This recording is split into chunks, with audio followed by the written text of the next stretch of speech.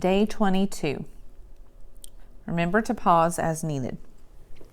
Number 1, the bank collected $130,067.04 on Tuesday. Which of the following has the same value as $130,067.04? Number 2, the model below is shaded to represent a decimal. How is this decimal written in standard form?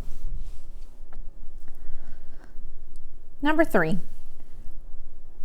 write the following number in standard form: 817 and 5/100ths. Number 4, find the sum of 56 and 23/100ths and 4 and 9/10ths. Remember, the sum is the answer to an addition problem, so you will be adding